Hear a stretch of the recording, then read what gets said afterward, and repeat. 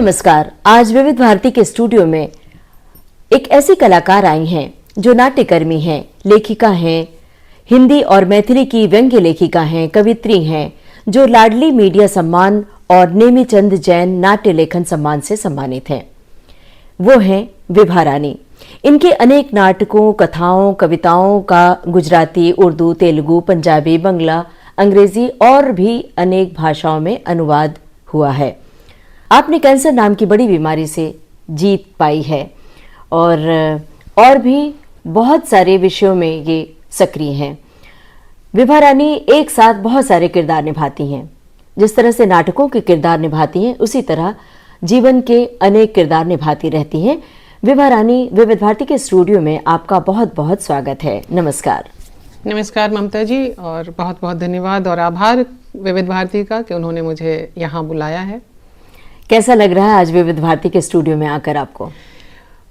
विविध भारती के स्टूडियो में जब भी मैं आती हूँ तो मुझे अपने पुराने दिन याद आते हैं दो तरहों से। एक तो ऐसा था कि जब मैं खुद रेडियो में काम करती थी, उस समय मैं पढ़ाई भी करती थी और आकाशवाणी दरभंगा में मैं कैजुअल अनाउंसर, ड्रामा आर्टिस्ट के रूप में काम करती थी। और दूसरा विविध भारती, जैसा कि इसमें नाम है इसका कि देश की सुरीली धड़कन, तो ये हम सब की धड़कन बनी हुई थी। बचपन से हम इसके छाया गीत और अलग अलग प्रोग्राम्स सुनते हुए बड़े हुए हैं, तो हम ये कह सकते हैं कि ये विविध भारती हमारी रग रग में समाया हुआ है। जी, तो वो दिन कैसे थे जब आप आकाशवाणी में अनाउंसर भी थी? तो अनाउंसर के रूप में काम करना और फिर वो काम छोड़ देना, वो क्या कहानी है? मैं गई थी एमए करने के लिए दरभंगा, वहाँ ललित नारायण मिथिला विश्वविद्यालय है वहाँ से।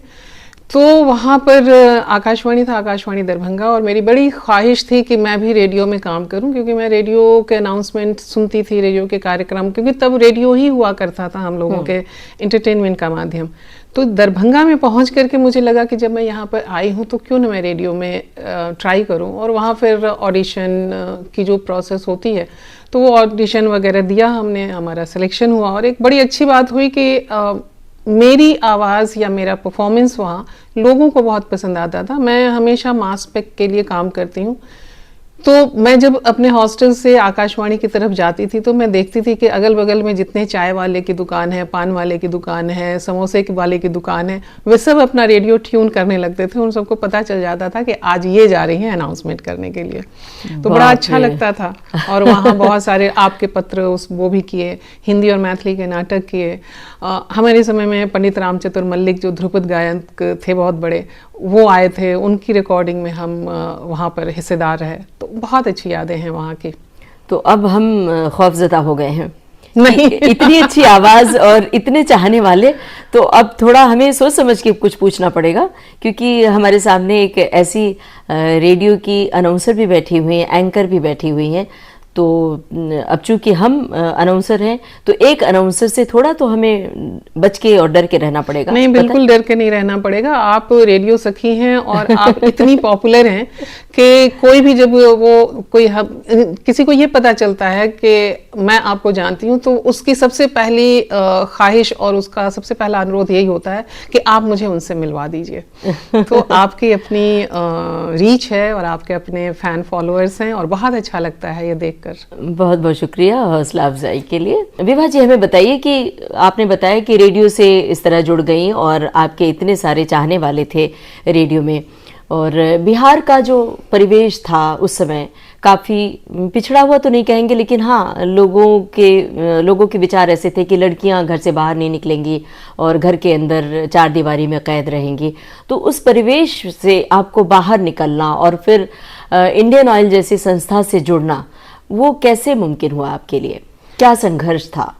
संघर्ष तो सबसे पहले ये था कि वो सारा संघर्ष मैंने अपनी माँ से सीखा था। मेरी माँ बहुत पढ़ी लिखी थी, वो अपने ज़माने की 1936 की गोल्ड मेडलिस्ट थी, और उस समय, आज जिसे हम प्लेसमेंट की बात कहते हैं, वो उस समय जिस समय वो पढ़ाई कर रही थी, उसी समय उन्हें गवर्नमेंट की तरफ से, गवर्नमेंट ऑफ इंडिया की तरफ से सीधा हेडमिस्ट्रेस की पोस्ट के लिए ऑफर आ गया था, और अपनी पढ़ाई पूरी करने के बाद उन्होंने उसे ज्वाइन किया था।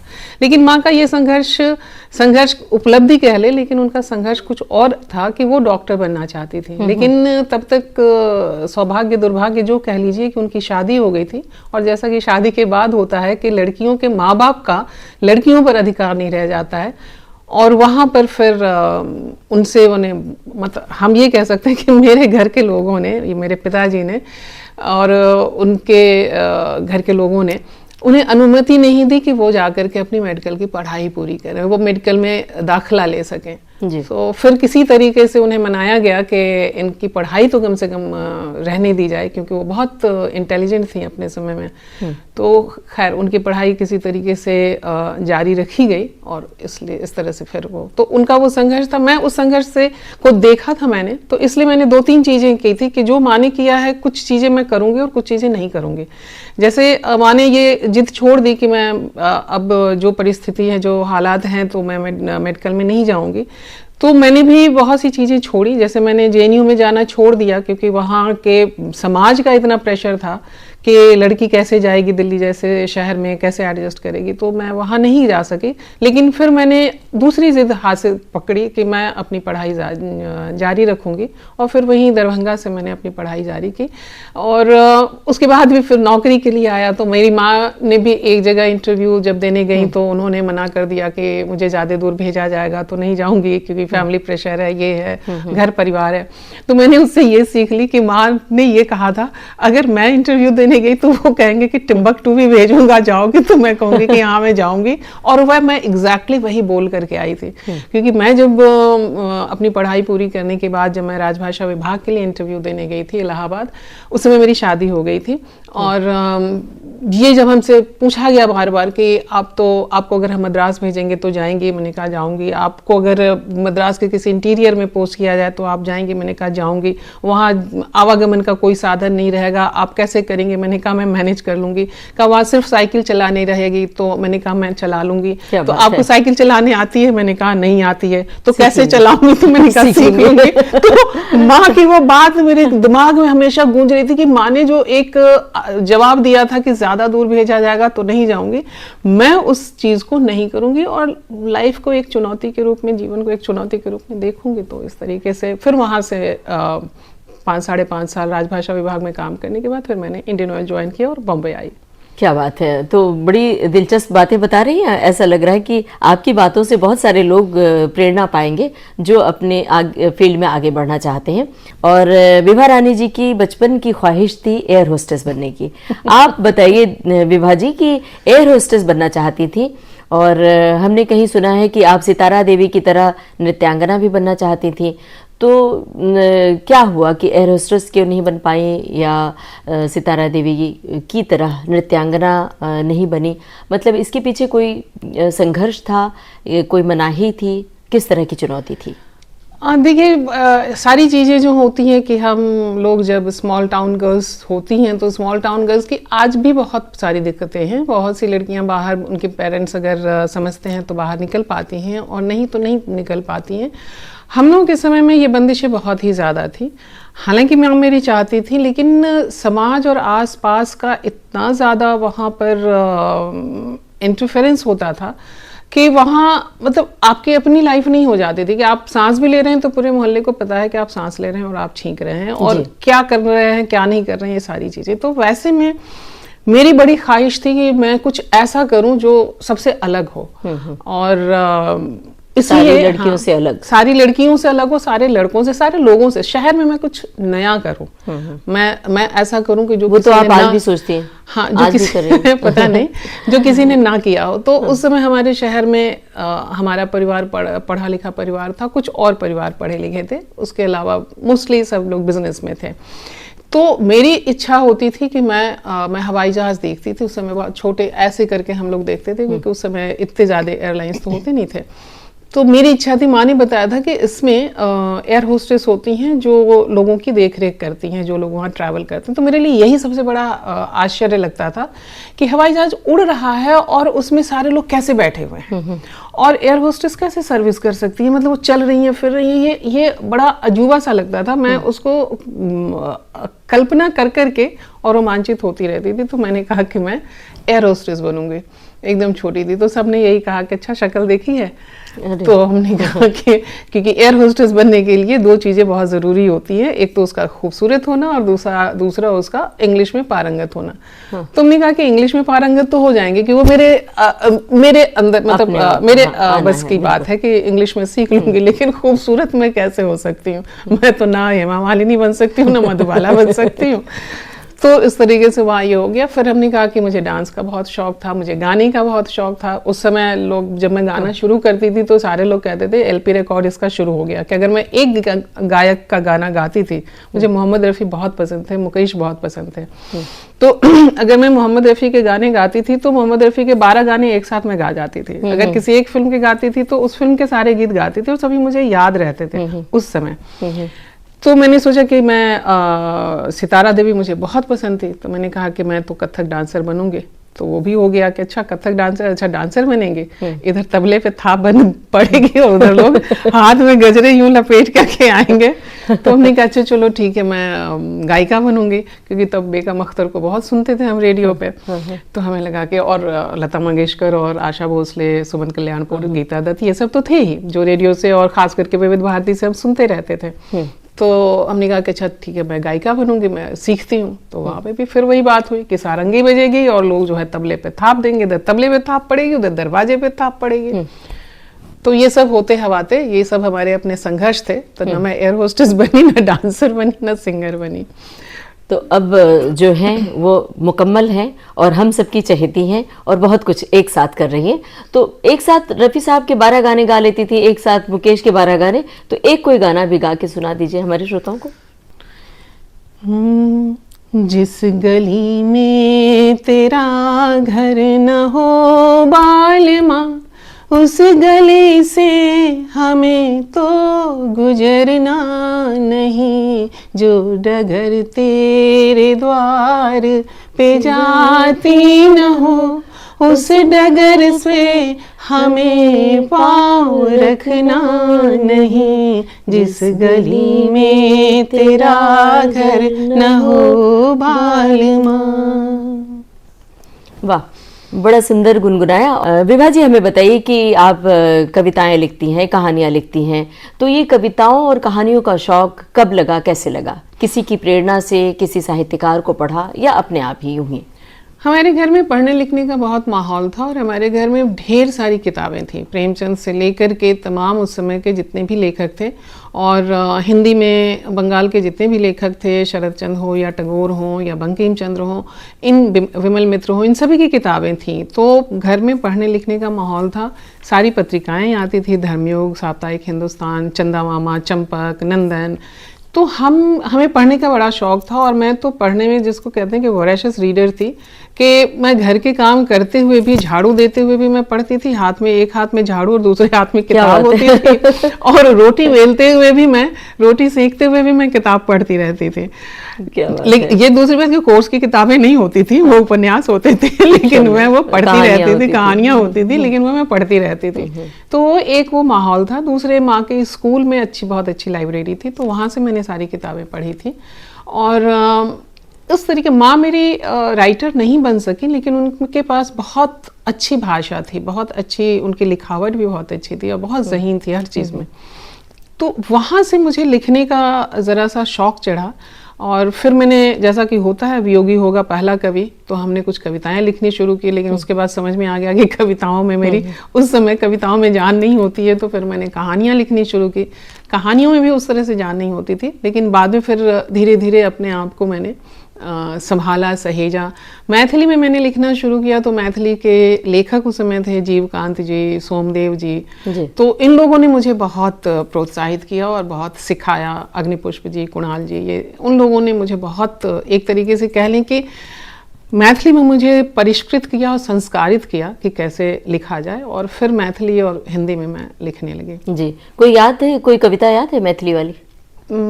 मैथिली में मैं दोनों ही तरह के कविताएं भी लिखती हूँ, फ्री वर्स की, और गीत भी मैं लिखती हूँ। तो एक गीत है, उसका एक छोटा सा स्टैंजा आपको सुनाती हूँ। जी, गाली गीत भी गाती हैं हमें? हाँ, पर ये गाली गीत नहीं है, ये एक सामान्य गीत है। जी जी जी जी, जी।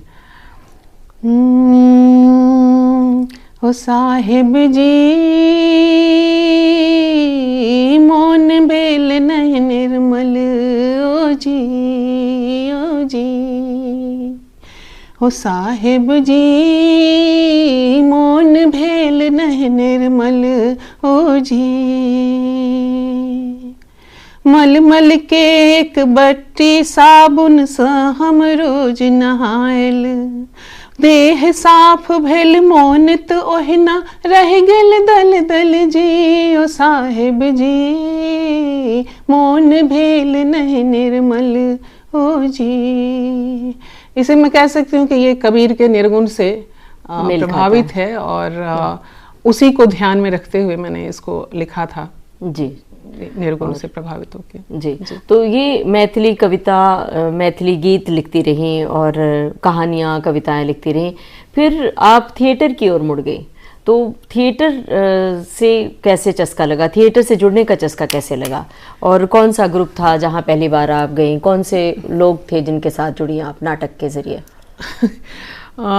मुझे ममता जी वो परफॉर्मिंग आर्ट के प्रति बड़ा रुझान था और हमारे शहर में नाटक का कोई माहौल नहीं था।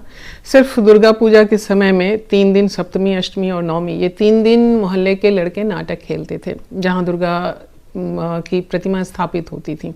लेकिन उस नाटक में रात भर वो नाटक खेला जाता था, लेकिन उन नाटकों में ये होता था कि लड़कियों वाले कैरेक्टर भी लड़के ही निभाते थे। लड़कियों का या महिलाओं का नाटक जाकर के देखना भी अलाउड नहीं था, तो हम लोग किसी की छत पे जाकर के वो नाटक देखते थे। तो ये कह सकते हैं कि नाटक का कीड़ा वहीं से लगा। लेकिन उसके पहले वो मुझे याद है कि महात्मा गांधी जन्मशती मनाई जा रही थी और मैं उस समय बहुत छोटी थी और माँ मेरी वहाँ एडमिनिस्ट्रेस थी, तो उनके जिम्मे सारा काम था और माँ मुझे कोई भी किसी भी तरह का कोई काम, कोई सांस्कृतिक आयोजन में सहभागिता नहीं देती थी। तो एक बार मैंने जिद कर ली कि मुझे भी कुछ चाहिए। तो उन्होंने एक नाटक हो रहा था, उसमें उन्होंने एक लाइन का एक रोल दे दिया, एक सिपाही का, कि जो जाकर के कहता है कि सिपाहियों से कह दो कि वो चले जाएं। और मैं जब स्टेज पर गई तो मैं पूरी नर्वस हो गई, पूरी तरह से भूल गई और सामने पूरी भीड़ थी जो देख रही थी, क्योंकि वो मेरी माँ को सब लोग वहाँ बड़ी दीदी कहते थे हेडमिस्ट्रेस होने के नाते। तो सब कह रहे थे कि जा जा जा जा बड़ी दीदी की बेटी डायलॉग भूल गए और वो सुन के मैं और नर्वस हो गई। फिर पीछे से मेरी माँ ने प्रॉम्प्ट किया कि सिपाहियों से कहो कि चले जाएं। तो मैं किसी तरीके से वो बोल पाई, सिपाहियों से कहो वो चले जाएं।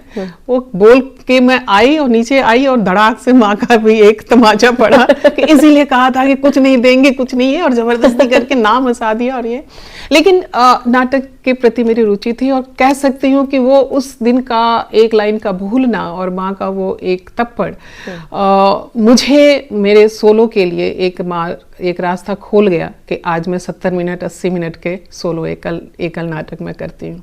और उसके बाद वहाँ से मैं दरभंगा में काम कर रही थी, वहाँ थिएटर ग्रुप आए, लेकिन फिर वही हुआ कि नहीं, भले घर की लड़कियाँ नाटक नहीं करती हैं, स्टेज पर नहीं जाती हैं, तो फिर से मैं नाटक नहीं कर पाई।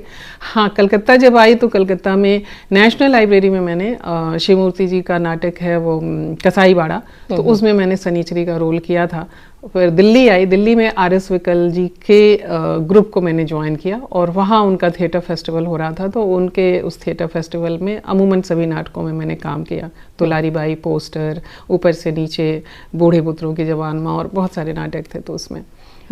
उसके बाद फिर मैं बॉम्बे आई और अपनी गृहस्थी में उलझ गई, नौकरी में उलझ गई। फिर मेरे पास इतना समय नहीं था कि मैं एक्टिव थिएटर के लिए समय दे पाती, तो मैंने 20 साल तक मैंने नाटक नहीं किया और 1987 में दिल्ली में किया था। उसके बाद बॉम्बे में आकर के 2007 में जाकर के फिर मैंने नाटक करने एक्टिव थिएटर की शुरुआत की। लेकिन इस बीच मैं नाटक लिखती रही, नाटक से मेरा जुड़ाव बना रहा, स्टेज पर नहीं, स्टेज के पीछे से। और मेरे नाटक फिर अलग अलग जगहों पर अलग अलग ग्रुप्स के द्वारा, जैसे विवेचना जबलपुर ग्रुप अरुण पांडे दादा का, वो उन्होंने पीर पर आई किया। फिर कई अलग अलग ग्रुप्स ने अलग अलग नाटक किए और आज तो मेरे 3-4 नाटक हैं जो लगभग पूरे देश और विदेश में हर जगह वो मंचित होते हैं, अलग अलग ग्रुप्स उसको करते हैं। जी, तो उन नाटकों का जिक्र करना चाहेंगे, कौन से वो नाटक हैं जो आज मंच पर हो रहे हैं? हाँ, जो अरुण दादा की टीम विवेचना रंगमंडल जबलपुर जो करती है वो पीर पर आई है, जो यूपी बिहार में गाए जाने वाले एक सोहर पर आधारित है।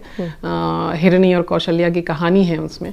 उसके अलावा मेरे 3 नाटक हैं जो बहुत ही ज़्यादा पॉपुलर हैं। एक है आओ तनिक प्रेम करें, इसे मैंने भी किया था, महाराष्ट्र गवर्नमेंट की तरफ से मुझे इसके लिए बेस्ट फीमेल एक्टर और इस नाटक को बेस्ट प्ले का अवार्ड मिला था। क्या बात है। और दूसरा नाटक है दूसरा आदमी दूसरी औरत, इसे भी महाराष्ट्र राज्य का विष्णुदास भावे पुरस्कार मिला है इसके लेखन के लिए।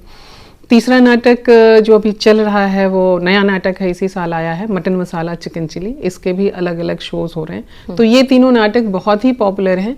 बहुत पॉपुलर होने का कारण शायद मैं ये समझती हूँ कि ये सभी नाटक सिर्फ 2 पात्रों के हैं। और नाटकों के साथ जो प्रैक्टिकल प्रॉब्लम होती है कि उनके पास सबसे बड़ी प्रैक्टिकल प्रॉब्लम होती है लोगों के पास बजट की, और बजट उनके पास होता नहीं है, तो वो कम पात्रों का नाटक वो चाहते हैं। और संयोग की बात है कि मेरे ये सभी नाटक कम पात्रों के हैं, 2 पात्रों के हैं, और लिखे बहुत, मैं अपनी तारीफ नहीं कर रही हूँ, लेकिन लिखे बहुत अच्छे गए हैं, इसलिए सभी थिएटर ग्रुप इसे उठा रहे हैं और इसे कर रहे हैं। तो यहाँ बॉम्बे में भी राजेंद्र गुप्ता, सीमा विश्वास ने दूसरा आदमी दूसरी औरत किया था, जिसे भारंगम में खेला गया था।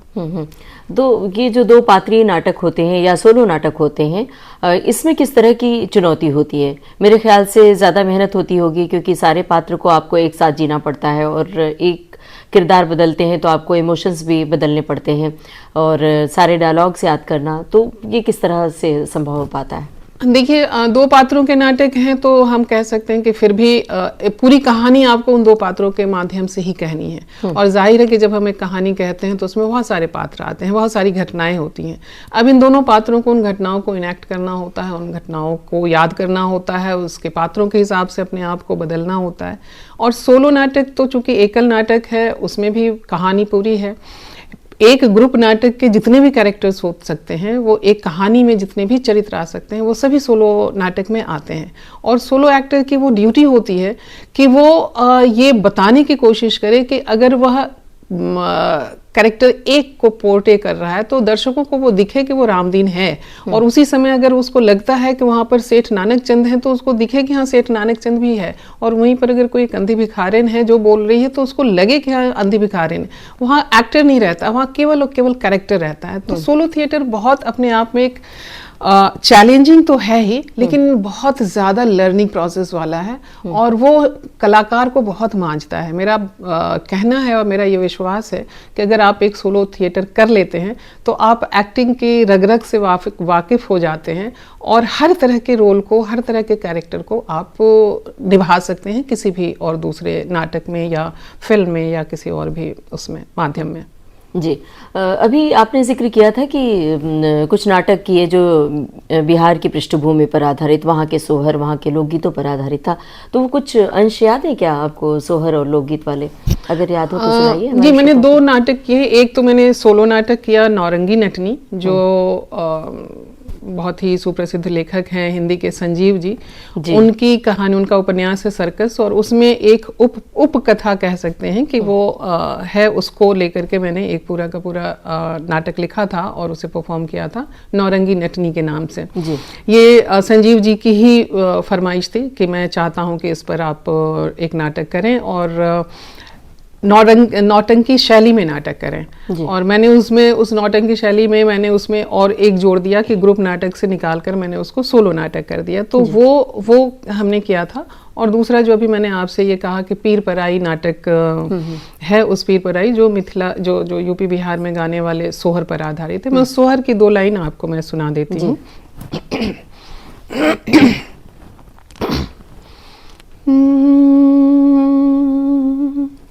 छाप पेड़ छेहुलिया पतवन धनवन हो रामा, ताहि तर ठाड़ हिरनिया के मन अति हनुमान हो रामा, तहि तर ठाड़ हिरनिया के मन अति हनुमान हो।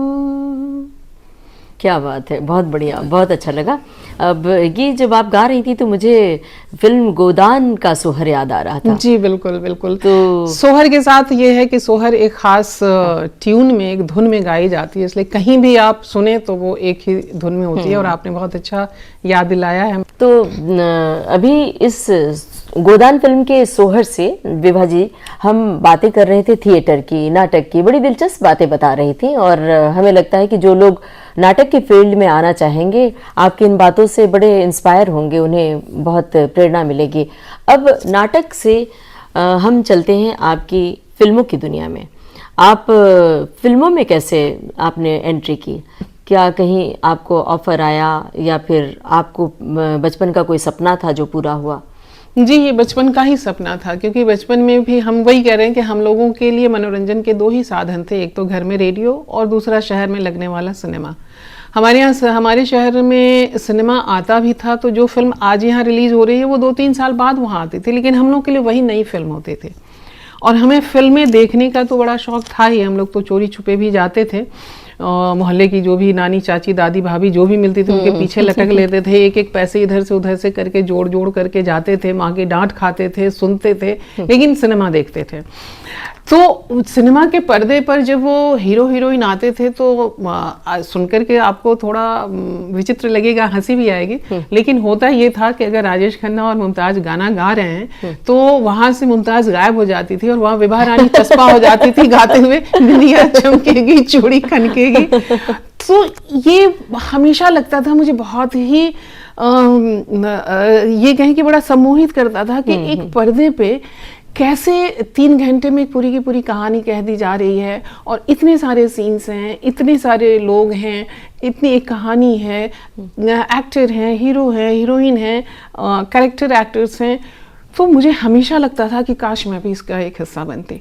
लेकिन फिर से वही, अगर बचपन में अगर मैं कहती भी थी, और हाँ एक चीज़ और मैं बताऊं कि जब मैं फिल्म देख करके आती थी तो मैं और मुझसे जो बड़ी बहन है रीता थी, तो हम दोनों अक्सर जाते थे, तो लौट करके आते थे, तो मैं वहाँ से जितनी भी, चाहे वो हेलन हो या पद्मा खन्ना हो, मधुमती हो, उनके कैबरे डांस मैं वहाँ से देख के आती थी और घर में उसके सामने कैबरे करती थी और वही मेरी पहली और आखिरी दर्शक होती थी, और वही मेरा पहला और आखिरी परफॉर्मेंस भी होता था। तो ये होता था कि मैं वहाँ से मैं कुछ करूँ। हाँ। लेकिन वो कुछ वैसा कुछ हो नहीं पाया। दिल्ली में विकल जी ने ही एक शॉर्ट फिल्म बनाई थी दूरदर्शन के किसी उसके लिए, तो वहाँ पर हमने एक छोटा सा काम किया था। जब बॉम्बे आई, बॉम्बे में भी मैंने आपको बताया कि 20 साल तो मैंने थिएटर ही नहीं किया अपने पारिवारिक और नौकरी के जिम्मेदारियों की वजह से। बाद में मैंने फिर इसको परसू करना शुरू किया, सीरियसली परसू करना शुरू किया कि मुझे फिल्मों में काम करना है। और फिर जैसे इसकी सिचुएशन होती है कि इसका तरीका होता है कि ऑडिशन देना, तो ऑडिशन देना शुरू किया। और फिर मुकेश छाबड़ा के एक ऑडिशन को मैंने क्लियर किया, ये कह लीजिए कि उसमें मैं सफल हुई। और नवदीप सिंह की फिल्म थी कलर येलो प्रोडक्शन की, आनंद एल राय की लाल कप्तान, जिसमें सैफ अली खान थे। तो उस फिल्म में मेरा एक रोल था लाल परी का। तो सीन तो एक ही था, लेकिन उन्होंने कहा कि ये कैरेक्टर बहुत पावरफुल है और पूरी कहानी इस कैरेक्टर के इर्द गिर्द ही घूमती है, लेकिन सीन एक ही है, क्या आप करना पसंद करेगी? हाँ करेंगी। हमने कहा कि हाँ बिल्कुल मैं करना पसंद करूँगी, क्योंकि मेरे लिए हमेशा ये रहा है कि काम छोटा हो या बड़ा हो, काम अच्छा होना चाहिए, चैलेंजिंग होना चाहिए, और मेरा काम लोगों को याद रहना चाहिए। तो ये ऐसा हुआ। तो वहाँ से फिर हमारी फिल्म की यात्रा शुरू हुई। उसके बाद मैंने महारानी वेब सीरीज आ रही थी, तो उसमें भी सुभाष कपूर जी ने मुझे महारानी पार्ट 1 में उन्होंने काम दिया था, तो वो भी लोगों को काफ़ी पसंद आया। उसके बाद से फिर ये सिलसिला शुरू हो गया है कि जहाँ मैं फिल्में, वेब सीरीज और टीवी सीरियल्स ये सब कर रही हूँ। जी, ये टिकुली क्या है? टिकुली एक भोजपुरी सीरियल है जो जी गंगा भोजपुरी चैनल हुआ करता था, तो वहाँ पर ये आता था, और उसमें मैंने दादी का रोल मैंने किया था। जी। तो ये भोजपुरी था, तो चूंकि भोजपुरी मैं कह लूँ कि ये भी मेरी एक और मातृभाषा है, क्योंकि ये मेरी सास की भाषा है, सास भी मेरी माँ के समान ही है। तो लोगों ने मुझसे पूछा कि आपको भोजपुरी आती है? मैंने कहा हाँ भोजपुरी मुझे आती है, क्योंकि मेरी ससुराल में भोजपुरी बोली जाती है और मैं अपने घर के जितने भी वरिष्ठ लोग थे उनके साथ भोजपुरी में ही बात करती थी। तो इसलिए फिर मैंने वहाँ भी ऑडिशन दिया, वो ऑडिशन क्लियर किया, उसके बाद उस सीरियल को मैंने किया जी। टिकुली। तो भोजपुरी की बात करें, भोजपुरी का कोई लोकगीत याद आता है, सुनाएंगे? 2 लाइन सिर्फ। हाँ, एक बहुत हम लोग वहाँ पर रेडियो में भी ये बजता था ये गीत, बाद में मैंने इसको मैथिली में भी गाया था, लेकिन भोजपुरी में हमार बलमू हमार बलमू रात काहे न अइला, हमार बलमू रात काहे न अइला, सोने के थारी में जेवना परोसल, सोने के थारी में जेवना परोसल, हमार बलमू हाँ हमार बलमू रात काहे न जेवला, हमार बलमू रात काहे न जेवला। अब बलम का जवाब है कि धोतिया धूमिल रहे कुर्ता मलिन रहे, धोतिया धूमिल रहे कुर्ता मलिन रहे, तो हर किरिए तो हर किरिए हम लाजे नाइनी, तो हर किरिए हम लाजे नाइनी, हमार बलमू रात काहे नाइला। क्या बात है, बड़ा ही सुंदर गीत, भोजपुरी गीत आपने सुनाया, और हम तो एकदम उत्तर प्रदेश और बिहार के पृष्ठभूमि में पहुंच गए सुनते हुए, और हमारे श्रोता भी शायद पहुंच गए होंगे। तो अब वहां से हम लौट कर आते हैं और आपको फिर फिल्मी दुनिया में ले चलते हैं। जो फिल्में आपने की हैं, वेब सीरीज़ की, तो नाटक करती हैं, नाटक आप सोलो नाटक और 2 पात्रीय नाटक किए, तो कितना अलग है ये दुनिया कितनी अलग है, और शूटिंग से जुड़ी हुई कोई ख़ास कोई यादगार घटना आप बताना चाहती हैं? क्योंकि महारानी सीरियल के बारे में आपने जिक्र किया था कि किरदार बिल्कुल अलग था, कुछ इस तरह कोई शूटिंग से जुड़ा हुआ कोई वाकया याद आता है तो बताइए। जी, मुझे देखिए, मैं बताती हूँ कि मेरी ज़िंदगी में जो आम लोग हैं वो बहुत मैटर करते हैं, उनकी बातें बहुत मैटर करती हैं, और मैं लाल कप्तान फिल्म के ही बारे में आपको मैं बताती हूँ कि जब मैं वहाँ गई इस को शूट करने के लिए, राजस्थान के किसी बहुत इंटीरियर में इसका शूट होना था, और वहाँ मैं गई और उस दिन केवल मेरा ही सीन शूट होना था, हमारे साथ और 2 बहुत प्राइम एक्टर्स थे, और मैं पहली बार कोई फिल्म शूट कर रही थी उस हिसाब से, उतने कमर्शियल फिल्म के लेवल पे इसके पहले किए थे शूट। तो वहाँ पर उन्होंने, नवदीप सिंह जी ने मुझे कहा कि Vibha ji, you are free to do your own, कि आपको कुछ बताने की ज़रूरत नहीं है, आपको जो करना है, जैसे करना है आप कीजिए, और मुझे पूरा यकीन है कि आप जो करेंगे वो बहुत अच्छा करेंगे। तो ये एक जो डायरेक्टर का विश्वास होता है एक्टर के ऊपर, तो ये आपको एक्टर को बहुत बल देता है, बहुत, और बल भी देता है, और उसके साथ साथ उसको वो एक रिस्क, एक डर भी देता है कि वो उस मानक पर खरा उतरे, उस मानदंड पर खरा उतरे जो डायरेक्टर ने देखा है। तो खैर वो शूटिंग होती रही, और उस दिन शूटिंग बहुत देर तक चलती रही, और क्योंकि अब शूटिंग का ये होता है कि एक लॉन्ग शॉट है, एक मिड शॉट है, एक क्लोज है, फिर हमारा है, हमारे साथ के जो एक्टर्स हैं उनका है, फिर और जितने भी एक्टर्स हैं, फिर पूरे माहौल का है, तो बहुत सारे शॉट्स होते रहते हैं। तो सब होते होते रात के तकरीबन 10 बज गए थे, और पूरा प्रोडक्शन वो थोड़ा सा परेशान हो रहा था, जाहिर है कि सुबह 8 बजे से लोग कर रहे थे। जी। लेकिन जब हो गया, जब उन्होंने, नवदीप सिंह जी ने पैकअप कहा, तो उसके बाद मैं जहाँ पे थी वो एकदम बिल्कुल पानी से, अगर आप सब लोगों ने वो फिल्म देखी हो तो एक बार, ना भी देखी हो तो ज़रूर देखिएगा, अमेज़न प्राइम पर है वो फिल्म लाल कप्तान, उसमें मेरा सीन। तो एक टापू छोटा सा टीले नुमा था जो बिल्कुल पानी से घिरा हुआ था, तो मैं बैठ जाती थी तो बैठ ही जाती थी, मैं उठ भी नहीं सकती थी, क्योंकि उतना पार करना, और अकेले पार नहीं कर पाती थी।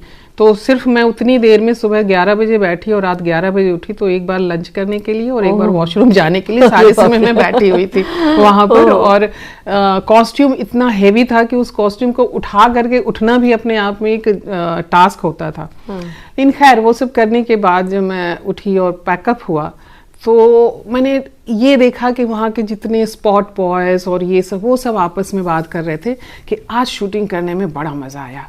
क्या बात है। तो ये मैंने सुना, उसके बाद मैंने नवदीप सिंह जी का चेहरा देखा, तो वो भी बड़े प्रसन्न थे। जो सिनेमाटोग्राफर थे वो भी बहुत, उन्होंने जैसे ही मुझे देखा तो उन्होंने अपना थम्स अप करके मुझे कहा कि हाँ बहुत अच्छा रहा।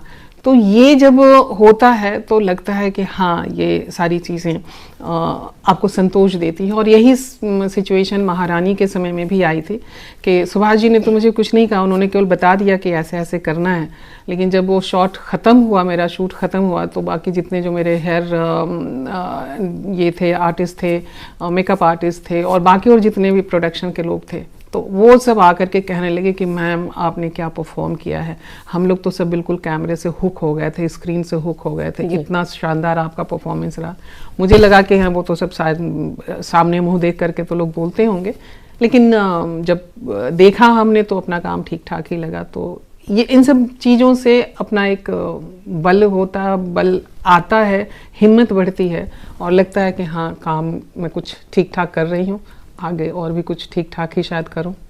जी, हम अपने श्रोताओं को बता दें कि ये आपकी जीवन की मतलब एक नौकरी के रिटायरमेंट के बाद की पारी है जी। और जिसमें लोग थकान महसूस करते हैं और ये फील करते हैं कि अब आराम का समय है। लेकिन विभा जी अभी रिटायर नहीं हुई हैं, वो लगातार सक्रिय हैं, लगातार काम कर रही हैं। अब हम आते हैं आपके उस पड़ाव पर जीवन के जो आपके लिए बहुत ही अहम हिस्सा था, जिसके लिए आपको तमाम समाज से बगावत भी करना पड़ा। शायद आप इशारा समझ रही होंगी अजय जी के बारे में। अजय ब्रह्मात्मज जो खुद एक बड़े पत्रकार रहे हैं, फिल्म समीक्षक रहे हैं, तो उनसे आपकी मुलाकात कैसे हुई और कैसे उनसे विवाह हुआ, कब हुई मुलाकात? मुलाकात वहीं दरभंगा में यूनिवर्सिटी में हुई थी, क्योंकि उन्होंने भी ग्रेजुएशन, हम दोनों ने साथ साथ ही ग्रेजुएशन किया था, क्योंकि तब तो यूनिवर्सिटी एग्ज़ाम होते थे। वो भी यूनिवर्सिटी रैंक होल्डर थे, मैं भी यूनिवर्सिटी रैंक होल्डर थी। तो उनके बारे में भी मेरी खबर पहुंच गई थी कि यहाँ कोई एक लड़की है जिसने यूनिवर्सिटी में जो यूनिवर्सिटी रैंकर है, और मेरे पास भी खबर थी। मैंने अपना एडमिशन ले लिया था, वहीं पे हमारी मुलाकात हुई थी। वो आए थे और उसके बाद एक महीना। किस विषय में कर रही थी हमें? एमए हिंदी। अच्छा। ग्रेजुएशन भी हमने हिंदी ऑनर्स ग्रेजुएशन भी हिंदी में किया था, और उसके बाद एमए। उसी के लिए मैं जेएनयू जाना चाह रही थी कि मेरा बक्सा जो उतार दिया गया। जी। और फिर मैंने फाइनली ललित नारायण मिथिला यूनिवर्सिटी में एडमिशन लिया, और उसी एमए को करने के लिए अजय एक महीने के बाद जेएनयू चले गए थे और उनका वहाँ एडमिशन हो गया। तो वो वहाँ पढ़ रहे थे, मैं यहाँ पढ़ रही थी, लेकिन उस एक महीने में ही शायद हम दोनों के बीच कुछ वैसे तार जुड़ गए थे कि हम दोनों एक दूसरे को क्या उसको कह सकते हैं कि एक दूसरे को पसंद करने लगे थे। और फिर एक दिन हम लोगों ने, जब घर पे बहुत विरोध हुआ, जब हमने बात शुरू की, ऐसा हुआ कि हमारी शादी ज़बरदस्ती तय कर दी गई थी। तो फिर इस चीज़ की, इस बात की खबर जब हमें लगी, उनको लगी, तो फिर वो आए और बड़े नाटकीय अंदाज से कह लीजिए कि भाग करके हमने शादी कर ली थी। अच्छा। तो फिर लोगों की शिकायतें, शिकवा, समाज से विरोध, वो सब, हाँ, वो सब कैसे तो पार किया आपने? होता है वो तो। अब मेरी माँ का भी कह सकते हैं कि मेरी माँ के ऊपर उस समय पिताजी नहीं थे, तो मेरी माँ को ये लगता था कि लोग ये कहेंगे कि देखो पिता का साया नहीं था तो इसलिए लड़की ने अपने मन से कर लिया। और मुझे अभी तक लगता है, हमेशा लगता है कि जब लड़की या लड़का कोई भी हो, अगर वो बालिग हो गया है, वयस्क हो गया है, तो शादी एक ऐसा अहम फैसला है उसके जीवन का कि हर माता पिता को ये छूट देनी चाहिए कि बच्चे तू अपनी पसंद से शादी कर, और उसमें जात पात और धर्म और ये और वो सब सारी चीजें नहीं। ये एक क्राइटेरिया होना चाहिए कि लड़का लड़की को, लड़की लड़के को ठीक से रख सकता है कि नहीं, दोनों एक दूसरे के साथ सुखी रह और खुश रह सकते हैं कि नहीं। सिर्फ ये क्राइटेरिया होना चाहिए, मैं ऐसा मानती हूँ। और इसीलिए शायद मैंने अपनी बेटी का विवाह भी इसी तरीके से उसी क्राइटेरिया के तहत किया था। मेरे समय में वो था, मेरे अजय के परिवार वालों ने तो मुझे झट से स्वीकार कर लिया था। मेरे परिवार वालों को थोड़ी दिक्कत हुई थी शुरू में, लेकिन धीरे धीरे फिर एक कहावत है ना, भेल बियाम और करबा की। जब शादी हो ही गई तो फिर कोई क्या कर सकता है। मियाँ बीवी राजी तो क्या करेगा काजी। और हम दोनों ही बालिग थे, तो हमें कानून का वैसा कोई भय नहीं था कि हम नाबालिग होकर के शादी कर रहे हो, तो ऐसा कुछ था नहीं। और समझदारी से की, दोनों लोग समझदार हो चुके थे, ऐसा नहीं कि बहकावे में आकर कहीं किसी से शादी की। वो भी एमफिल कर रहे, वो भी एमफिल कर रहे थे, मैं भी तब बीएड कर रही थी। फिर हमने कहा कि इतने पढ़े लिखे हैं तो दोनों कुछ ना कुछ तो कर ही लेंगे, अपनी 2 जून की दाल रोटी तो चला ही लेंगे। जी जी, ये एक विश्वास तो था ही। तो अजय जी के लिए कौन सा गाना सुनवाएंगे श्रोताओं को? गुनगुना के बताइए तो और अच्छा लगेगा। एक गाना है वो मुझे बहुत पसंद है, वो साथी फिल्म का शायद गाना है, सिमी पे वो फिल्माया गया है और मैं जब तक इसको गुनगुनाती भी हूँ।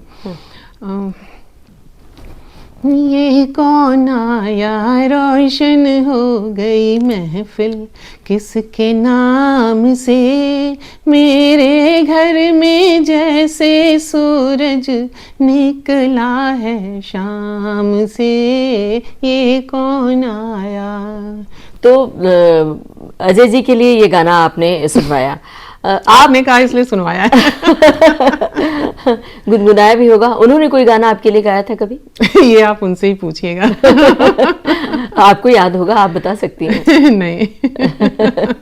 अच्छा चलिए बताइए कि इतने सारे आपके काम हैं और इतनी भागम भाग है, बीच में आपने बताया कि गृहस्थी के लिए आपने एक विराम लिया था, आपने बाहर की दुनिया को छोड़ दिया था एक तरह से, लेकिन फिर सक्रिय हुई। तो अजय जी की किस तरह की दखल रहती है, मतलब अजय जी का किस तरह का सहयोग मिलता है आपको, या फिर न्यूट्रल रहते हैं, या फिर कभी विरोध भी किया हो उन्होंने? कई जगहों पे उनके विरोध आए, उन जगहों पे विरोध आए कि जहां उन्हें लगा कि मैं कुछ मीडियोकर लोगों के पास जा रही हूँ या उन लोगों के साथ उठ बैठ रही हूँ, तो वहाँ पे उनका विरोध था। उनका ये कहना था कि तुम्हारी अपनी एक पहचान है, तुम्हारा अपना एक स्टैंडर्ड है और तुम जो लिख रही हो उसका एक लेवल है, तो हमेशा अपने स्तर के लोगों और अपने से ज़्यादा स्तर के लोगों के बीच उठो बैठो, जिससे कि तुम और कुछ नया सीख सकते हो, फालतू के लोगों के बीच जा कर के अपना समय व्यर्थ नष्ट ना करो। तो ये सब कहीं कहीं एक आध बार जब हुआ था तो उन्होंने ज़रूर हमें रोका था, और बाद में मैंने भी उसको जब सोचा गहरे से तो लगा कि हाँ नहीं, वो सही कह रहे हैं। वहाँ ऐसा कुछ ये नहीं था कि हाँ मियाँ की तरफ से, वो हस्बैंड की तरफ से वो आ रहा है कि तुम वहाँ क्यों गई, और ये वो वाला नहीं, एक दोस्त की समझाइश जो होती है वो उस तरीके से था।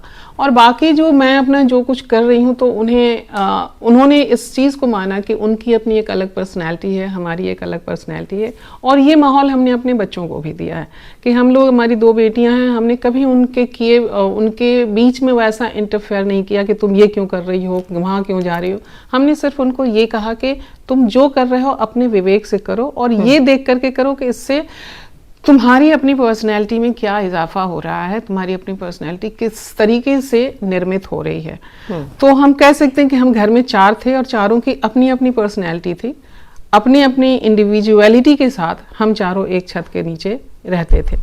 अभी बड़ी वाली यहाँ नहीं रहती हमारे साथ, शादी हो गई है और बाहर रहती, लेकिन अभी भी हम दोनों और बेटी हमारी रहते हैं, और तीनों अपने अपने अलग अलग इंडिविजुअलिटी के साथ हैं। और कभी उन्होंने उस तरीके से हमें नहीं रोका टोका कि तुम ये क्यों कर रही हो, वो क्यों कर रही हो। इवन जब हमने फिल्म करना शुरू किया तो ये नहीं कहा कि तुम क्यों कर रही हो, या फिर नाटक करना शुरू किया तो ये नहीं कहा कि क्यों कर रही हो, या कविताएं लिखनी शुरू की, या कुछ भी कहीं पर भी अगर हमने किया तो वो ये मान के चलते हैं कि तुम्हारी अपनी एक अलग इंडिविजुअलिटी है और हमारी अलग है, तो उन दोनों के बीच में क्लैश नहीं होने चाहिए। रिलेशनशिप अपनी जगह है, इंडिविजुअलिटी अपनी जगह है। जी, हस्तक्षेप नहीं है, हस्तक्षेप तो मतलब आपसी सहयोग बना रहता है और आपस में प्यार मोहब्बत भी बना बल्कि कभी कभी तो मुझे ये लगता है कि इनको हस्तक्षेप करना चाहिए और बताना चाहिए कि हाँ तुम इस काम को ऐसे करो। तो मुझे लगता है कि मैं एक दिमाग से काम कर रही हूँ, एक दिमाग और जुड़ेगा तो 2 दिमाग जुड़ेंगे तो कुछ और अच्छा काम निकल करके आएगा। तो कभी कभी मुझे ये बहुत भीतर से वो इच्छा होती है कि हाँ उनका वो उस हिसाब से तो हस्तक्षेप होना चाहिए, उस हिसाब से साथ आना चाहिए। लेकिन फिर लगता है कि नहीं, अगर उनका ये फैसला है कि तुम जो कर रही हो अपनी इंडिविजुअलिटी के साथ कर रही हो, तो ये भी एक अच्छी बात है। उसमें मेरा अपना एक कॉन्फिडेंस है कि जो भी मैं कर रही हूँ, अच्छा कर रही हूँ या बुरा कर रही हूँ, वो सब मेरा अपना है। जी, तो कभी नोक झोंक तकरार नहीं हुई शादी के बाद? होती रहती है। कौन सा मियाँ बीवी है जिसके बीच नोक झोंक ना हो, या अगर वो है तो इसका मतलब कि उस रिश्ते में कहीं कोई गड़बड़ है। तो होती रहती है। यादगार बात बताना चाहती हैं आप अपने परिवार से जुड़ी हुई, अजय जी से जुड़ी हुई, कभी कहीं ऐसी जगह पर झगड़ पड़ी हो? बहुत सी चीजें होती हैं जहाँ वो थोड़े कूल माइंड वाले हैं, मैं थोड़ी ज्यादा जो है वो बहुत जल्दी मैं उत्तेजित हो जाती हूँ। दोनों बौद्धिक हाँ, बौद्धिक तो वो हमसे ज्यादा बौद्धिक हैं और हम उनसे ज्यादा टेम्परामेंटल हैं। तो कई बार होता है कि हाँ भी ऐसा क्यों किया, ऐसा नहीं होना चाहिए। तो अब बहुत बार होता रहता है उसको। जी, विभा जी, नाटक, कहानी, व्यंग्य, आलेख सहित तकरीबन 43 किताबें आपकी आई हैं। इंडियन ऑयल में बड़े ओहदे पर आपने नौकरी भी की है और घर भी बड़े कुशलता से संभालती हैं आप, ऐसा पता चला है। तो विभा रानी खुद की जिंदगी में एक साथ बहुत सारे किरदार निभाती हैं, तो ये कैसे संभव होता है? क्या सूत्र है, जरा बताइए हमारे श्रोताओं को, क्या फंडा है? मैं इसको यही कह सकती हूँ कि टाइम मैनेजमेंट, वो जो हमने अपने कॉर्पोरेट में सीखा है, कॉर्पोरेट में काम करते हुए, कि how to manage your time. और स्पेशली जब हम विमेन एम्प्लॉयज़ को तो और भी सिखाया जाता था कि आपके पास तो मल्टीपल रोल्स हैं, आप हाउसवाइफ भी हैं, आप मदर भी हैं, आप यहाँ ऑफिस में भी हैं, आप ये हैं। तो हमने वो सोचा कि हाँ, ये बिल्कुल, ये तो बात सही है कि हम जितनी तरह की भूमिकाओं में हैं उन सारी भूमिकाओं को मुझे निभाना है। और मैं अच्छी नौकरी में थी तो एक आम इंसान की तरह मैं जाती, ऑफिस जाती और ऑफिस से लौट के घर आ जाती। लेकिन मैं केवल एक नौकरी पेशा औरत नहीं बनी रहना चाहती थी। मैं अपनी इंडिविजुअलिटी की खोज में थी और उसमें मैं चाहती थी कि मैं कुछ करूं।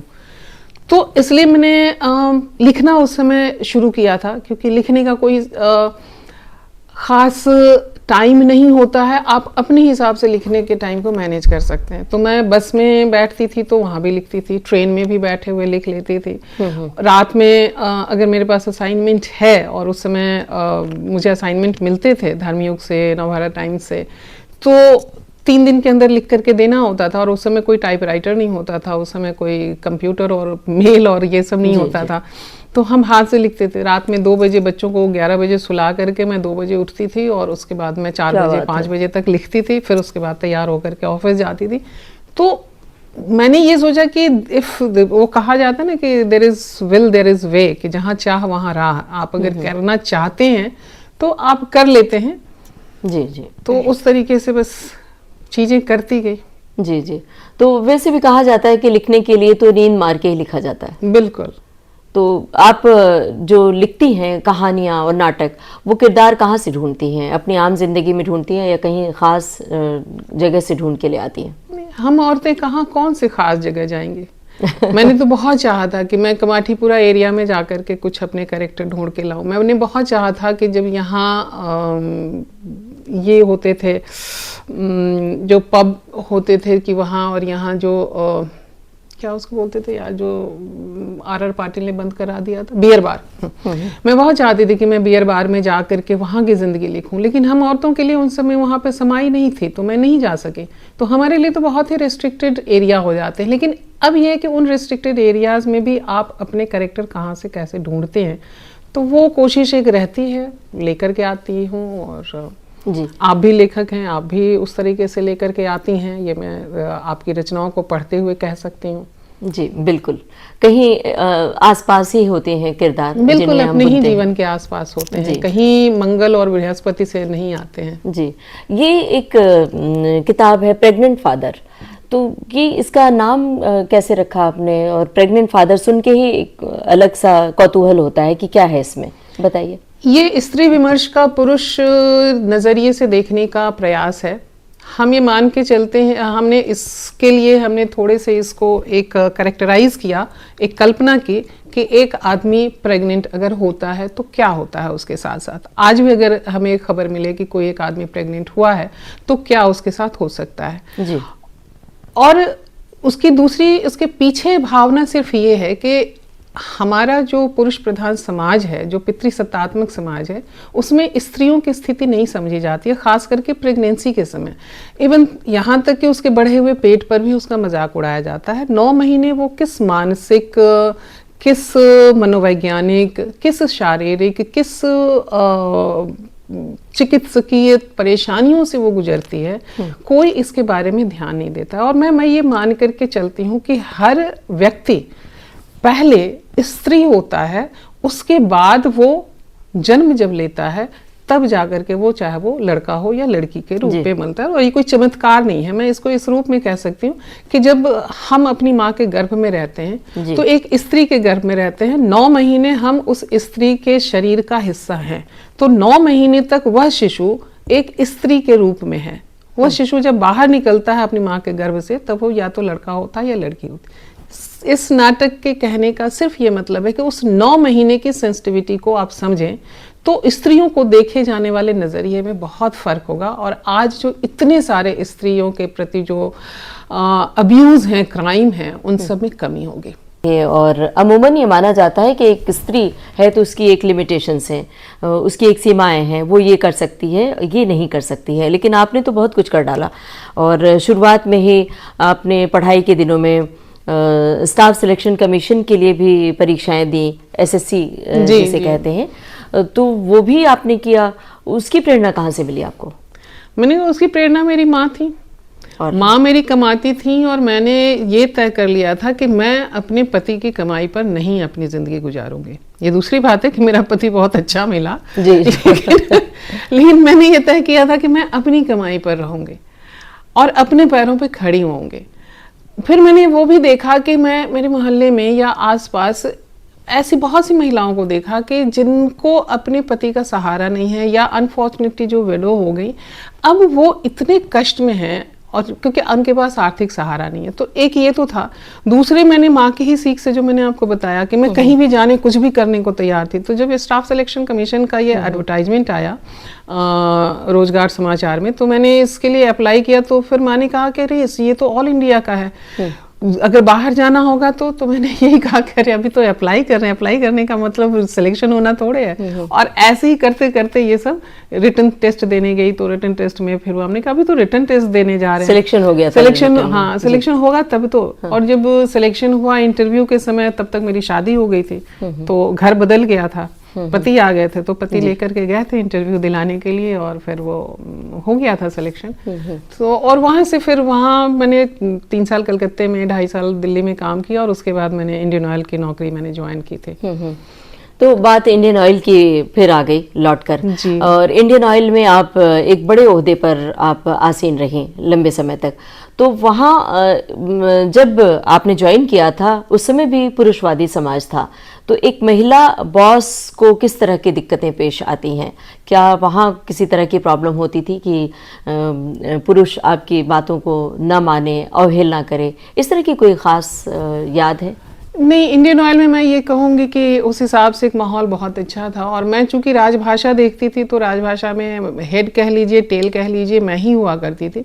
तो मेरी बात मानने के अलावा किसी के पास और कोई दूसरा उपाय था नहीं। और मैं जो भी कहती थी वो रूल के मुताबिक कहती थी कि जो राजभाषा का जो नियम है, मैं उस नियम के हिसाब से बात कर रही हूँ, और आपको देखना ही होगा।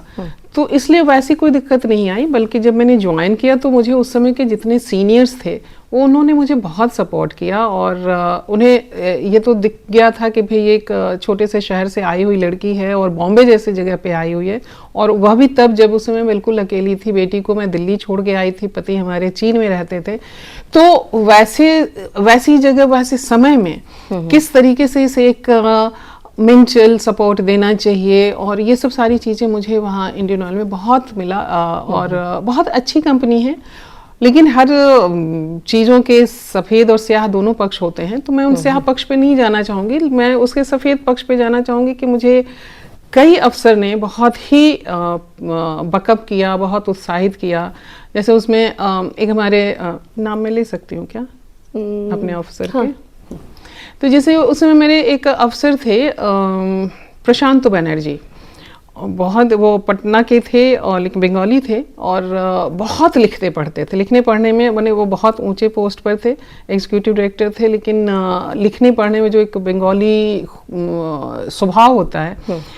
तो जब मुझे वहाँ उस समय 1999 का कथा अवार्ड मिला, तो उन्होंने हमारे यहाँ उस समय एक फंक्शन होता था, इंडियन ऑयल डे सेलिब्रेशन जो अभी भी होता है, तो उसमें उन्होंने ख़ास तौर से अपनी स्पीच में वो हिस्सा डलवाया कि इस साल विभा रानी को कथा अवार्ड मिला है। वो कहने का मतलब उनको पता था कि कथा अवार्ड कितना क्या होता है और कितना प्रेस्टिजियस अवार्ड होता है। उसके बाद फिर दूसरे हमारे एक ऑफिसर थे, वो मिस्टर सुबीर राहा, अब वो नहीं है वो भी, और वो बाद में वो ONGC के CMD बन करके गए थे।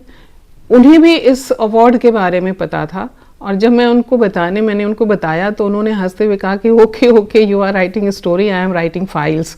जी। तो लेकिन सुबीर राहा के साथ एक बार हम लोगों ने कवि सम्मेलन किया था, मैं एक घटना बता रही हूँ। और कवि सम्मेलन के बाद हम लोग सब डिनर पे थे, और आपको ध्यान होगा उस समय के बॉम्बे में यहाँ आलोक भट्टाचार्य जी होते थे जी। तो वही उस पूरे पत्रकार और साहित्यकार थे, और उस कवि सम्मेलन की एंकरिंग वो कर रहे थे। तो जब डिनर पे अनौपचारिक माहौल था, वहाँ भी कविताएं पढ़ी जा रही थी, तो मिस्टर सुबीर राहा ने 2-3 कविताएं बांग्ला में पढ़ी और उनसे पूछा बांग्ला में कि तुम बताओ कि ये किसकी कविताएं हैं। तो आलोक जी ने जितने भी बांग्ला के बड़े लेखक कवि थे सबके नाम उन्होंने बता दिए, और बाद में उन्होंने मुस्कुराते हुए कहा कि अच्छा ये मेरी कविताएं हैं। और मैं दंग रह गई कि इतनी अच्छी कविताएं एक इतना बड़ा ऑफिसर लिख सकता है। फिर बाद में मैंने उनसे जाकर के कहा कि सर आप अपनी कविताएं मुझे दीजिए, मैं उसको हिंदी में ट्रांसलेट करूँगी। फिर वो कविताएँ उन्होंने मुझे कुछ 4-5 कविताएँ दी, मैंने उसको हिंदी में ट्रांसलेट किया। उस समय यहाँ सबरंग जनसत्ता पत्रिका आती थी, उसमें सबरंग धीरेन्द्र स्थाना जी निकालते थे, तो वहाँ पर वो कविताएं छपी भी थी। और उससे भी खूबसूरत बात आई हुई कि जब वहाँ से चेक मिला उनको और मैं वो लेकर के उनके पास गई, तो उन्होंने कहा कि ये मेरे जिंदगी का पहला ये चेक है जो मुझे किसी अपनी कविता के लिए मिला है, और इसको मैं इनकैश नहीं कराऊंगा, ये मेरे पास रहेगा। क्या बात है। तो बहुत जिसको कहते हैं कि अनौपचारिक और निजी क्षण भी इस तरह के रहे जो जिसने मुझे बहुत प्रोत्साहित भी किया और आगे बढ़ने में मेरी मदद भी की। जी, एक दौर आपकी ज़िंदगी में ऐसा भी आया जिससे लोग निराश हो जाते हैं, टूट जाते हैं, बिखर जाते हैं, लेकिन अपने श्रोताओं को बताना चाहती हूँ कि विभा रानी एक ऐसी वॉरियर हैं, विजेता हैं, जो टूटी नहीं, निराश नहीं हुई। वो है कैंसर नाम की बड़ी बीमारी। तो इसकी वजह से एक लंबा गैप आया आपकी ज़िंदगी में, जहां आप लिखने पढ़ने से भी दूर रहीं, नाटक से दूर रहीं। उसके बारे में बताइए, कैसे डायग्नोस हुआ, क्या थी वो, संक्षेप में बताइए हमें। जी, मुझे मेरे बाएं ब्रेस्ट में एक लंप, एक गांठ जैसा निकला था, और मैं चूँकि दिन रात कुछ न कुछ पढ़ती रहती थी, तो ये जानती थी कि कैंसर और इस तरह की चीज़ों के लिए सेल्फ चेकअप करते रहना चाहिए। तो मैं सेल्फ चेकअप करती थी और पा रही थी कि वो गांठ धीरे धीरे बढ़ रही है, और उसमें कोई पेन नहीं था, कुछ भी नहीं था। तो मैं उसे बार बार अपनी गायनेकोलॉजिस्ट को दिखाती थी। ये मुझे बाद में समझ में आया कि इस तरह का कोई भी गांठ हो तो गायनेकोलॉजिस्ट को दिखाने के बदले आप ऑन्कोलॉजिस्ट यानी कैंसर के डॉक्टर को जाकर के दिखाना चाहिए। तो मैं उनको ही दिखाती थी और हर बार ये सुन करके आती थी कि नहीं कुछ नहीं है, कुछ नहीं है, लेकिन वो गांठ धीरे धीरे ग्रो हो रहा था। मैं बॉम्बे में भी दिखा रही थी, चेन्नई गई तो चेन्नई में भी दिखाया, और बाद में फिर मैं यहाँ पर भी बॉम्बे में भी मैं गई दिखाने के लिए किसी गायनेकोलॉजिस्ट के लिए को ही। तो वहाँ की नर्स ने मैं so thankful to that nurse कि उन्होंने कहा कि आप यहाँ क्यों इसको दिखाने आई हैं, आप ऑन्कोलॉजिस्ट के पास जाइए, क्योंकि मैडम भी देखेंगी तो आपको वहीं भेजेंगी, ये उनके फील्ड का नहीं है ये। ऑन्कोलॉजिस्ट के पास, ऑन्कोलॉजिस्ट। तो मैं उसी समय ऑन्कोलॉजिस्ट के पास गई और वहाँ से अपॉइंटमेंट लिया। उन्होंने मुझे जो इन्वेस्टिगेशन होते हैं, मैमोग्राफी, मैमोसोनोग्राफी एंड बायोप्सी, ये सब करवाने को बोला, करवाया। और करवाने के बाद फिर वो डायग्नोस हुआ कि हाँ ये कैंसर है और इसकी सर्जरी जितनी जल्दी हो सके उतनी जल्दी करवा लीजिए। और मेरे पास ऑफिस के उस समय बहुत सारे रिस्पॉन्सिबिलिटी थी, और वो उन सारी रिस्पॉन्सिबिलिटीज़ को करके निपटा करके और फिर मैंने सर्जरी कराई, और उसके बाद केमो, उसके बाद रेडिएशन। तो ये सारा एक लंबा चौड़ा प्रोसेस होता है, तो उन सारे प्रोसेस से मैं गुजरी। जी, और कहीं भी आप हारी नहीं, टूटी नहीं। जाहिर सी बात है कि आपके भीतर अवसाद हुआ होगा, दुख तो हुआ होगा, और कई बार आप रोई होंगी, अकेले में परेशान हुई होंगी, लेकिन घर वालों ने नहीं देखा इस बात को, क्योंकि हम लगातार आपके बारे में पढ़ते रहे और जानते रहे। उन दिनों में आपने कविताएं भी लिखी, एक कविता की किताब भी आई उसी पर। अगर कविता की लाइनें आपको याद हो तो कुछ पंक्तियां आप सुनाइए। जी हाँ, वो अवसाद बिल्कुल सही कह रही हैं। अभी मैं अपना उस पर एक पूरी आत्मकथात्मक किताब भी लिख रही हूँ, और अब मैं सारी चीज़ों को रिकॉल कर रही हूँ तो याद आ रहा है कि मैं कितना डरी थी, मैं कितना रोई थी, मैं कितने अवसाद में थी। लेकिन उसके साथ साथ एक हिम्मत थी, और ये था कि मुझे जीना है, क्योंकि मेरे घर से 3 सदस्य कैंसर की बीमारी से जा चुके थे। तो मैंने तय किया कि मैं चौथी नहीं बनना चाहती हूँ, और नहीं बनूंगी। मर जाऊंगी लेकिन कैंसर से मरी ये नहीं कहलाना पसंद करूंगी। तो वो ये उसी जिद में कह सकती हूँ कि अपने आप को मजबूत बनाती गई, और सारे जितने भी जो संकट थे या जो भी ट्रीटमेंट प्रोटोकॉल था, उस प्रोटोकॉल को पार करती गई। उसकी जो चीज़ें होती हैं वो प्रोसेस और उसकी जो प्रोसीडिंग्स और उसकी जो तकलीफ़ें वो तो होती हैं, तो पार्ट ऑफ लाइफ है। तो और उसी समय, क्योंकि उसमें बाल निकल जाते हैं केमो कराने के दौरान, सिर के बाल जी। और ब्रेस्ट के साथ ये होता है कि कहीं पे ब्रेस्ट रिमूव किया जाता है, कहीं पे ब्रेस्ट नहीं रिमूव किया जाता है। जैसे मेरे केस में ब्रेस्ट नहीं रिमूव किया गया था। तो मैंने एक कविता एक छोटी सी लिखी थी जो बाद में बहुत पॉपुलर हुई, और लोगों के लिए एक तरीके से घोषवाक्य की तरह है कि क्या फ़र्क पड़ता है, क्या फ़र्क पड़ता है सीना सपाट हो या उभरा, क्या फ़र्क पड़ता है सीना सपाट हो या उभरा, चेहरा सुंदर हो या बिगड़ा, सर पे घने बाल हो या हो वह गंजा, जिंदगी से बढ़कर सुंदर यौवनमय और गुदाज और कुछ नहीं, आओ मनाए चलो जश्न जिंदगी का, आओ मनाए जश्न यौवन का। क्या बात है, जज्बाती हो गया है लम्हा। हम जानना चाहते हैं कि आप थिएटर अभी भी आपके रग रग में है। एक लंबे गैप के बाद वापस आए और धूम धड़ाके के साथ आप आए थिएटर में, और खूब सारे नाटक किए, और वर्कशॉप भी करती हैं आप, बच्चों को सिखाती हैं। बहुत सारे आपने बताया था कहीं कि बहुत सारे युवा कहीं कहीं आगे निकल गए आपके सिखाए हुए। तो एक थिएटर ग्रुप भी चलाती हैं, अवितोको रूम थिएटर, उसके बारे में बताइए, क्या है वो? अवितोको की मैंने स्थापना की थी 2001 में, और सिर्फ इस सोच के साथ कि मैं जो अपनी सोसाइटी से इतना लेती हूँ, चाहे मैं अगर लिखती भी हूँ तो मैं सारे पात्र इसी समाज से लेती हूँ, तो मैं इस समाज को दे क्या रही हूँ, तो समाज को कुछ मैं अपनी तरफ से दे सकूं, इसके लिए मैंने अवितोको की स्थापना की थी। और बाद में उसकी एक विंग बनाई, अवितोको रूम थिएटर, जिसमें मैंने ये कोशिश की कि हम मिनिमम न्यूनतम लागत में हम मैक्सिमम अच्छा बेहतर से बेहतर नाटक करके दें, और ख़ास तौर से जो हमारे कलाकार हैं, आर्टिस्ट हैं, हम उनको कुछ मानधन दे सकें। और इसके लिए हमने फिर उसको इस अवितोको रूम थिएटर को शुरू किया। अवितोको के माध्यम से हमने जेल में जा कर के जेल बंदियों के लिए थिएटर वर्कशॉप, आर्ट वर्कशॉप, कवि सम्मेलन, गज़ल कार्यक्रम, ये सब सारे हमने बॉम्बे की जेल्स में और पुणे की जेल में हमने वो किए थे। और फिर जो स्पेशली एबल बच्चे होते हैं उनके बीच जा कर के हमने वर्कशॉप्स किए, और फिर जो अपने समाज के मेन स्ट्रीम के लोग हैं उनके लिए भी किए। पैंडेमिक में हमने online solo theatre acting class हमने शुरू किया, जो आज भी चालू है, आज भी जारी है। और मैंने अपने सारे नाटक किए। मैंने कहा कि मेरा उद्देश्य था कि मैं सोलो नाटक को एक बहुत प्रतिष्ठित स्वरूप में लेकर के आऊं, ताकि लोग कल को सोलो नाटक करने में हिचके नहीं। और आज मुझे इस बात की खुशी है कि बहुत सारे लोग सोलो नाटक कर रहे हैं, बड़े बड़े एक्टर्स भी कर रहे हैं, बड़े बड़े थिएटरिस्ट भी कर रहे हैं, और बड़े बड़े ग्रुप्स और सरकारी संस्थाएं भी अब सोलो नाटक को प्रोत्साहित करती हैं, उन्हें अपने यहाँ मंचन करने के लिए बुलाती हैं। जी, अब बताइए कौन सी वो फिल्में हैं जिनकी शूटिंग के लिए आपको अभी जाना है? शूटिंग चल रही है या होने वाली है आपकी इन दिनों? आप जैसे जानते हैं कि हम सभी artist NDA non disclosure agreement के तहत बंधे होते हैं, तो इसलिए मैं ये तो नहीं कह सकती कि मैं अभी कौन से इसके लिए कर रही हूँ, लेकिन फिल्म के नाम नहीं बता सकती। लेकिन हाँ, अभी एक मैंने अभी हमारी एक शूटिंग चल रही है अजय देवगन फिल्म के लिए, और उसका बहुत सारा शूटिंग पार्ट हो गया है, लेकिन अभी और भी बाकी है। और दूसरा अभी मैं एक वेब सीरीज़ कर रही हूँ जिसके अभी कुछ दिनों बाद उसकी शूटिंग है, वो चल रही है, और बाकी चीज़ों की भी बातचीत हो रही है। एक सीरियल की बात हो रही है, इसके पहले एक और वेब सीरीज़ की बात हो रही है। 2-4 वेब सीरीज़ अभी आने वाले हैं, वो कब स्ट्रीम होंगे ये हमें भी नहीं मालूम। जी, बहुत सारी किताबें हैं, तकरीबन 43 किताबें हैं, जिनके बहुत सारे भाषाओं में, उर्दू, पंजाबी और भी कई भाषाओं में अनुवाद भी हुए हैं। उन किताबों में आपकी पसंदीदा किताबें कौन सी हैं? ये तो बहुत मुश्किल सवाल है क्योंकि मैं मैथिली में लिखती हूँ और मैं हिंदी में लिखती हूँ। मैथिली की भी किताबों की भी मेरी उतनी ही पसंदीदा हैं और हिंदी की भी हैं।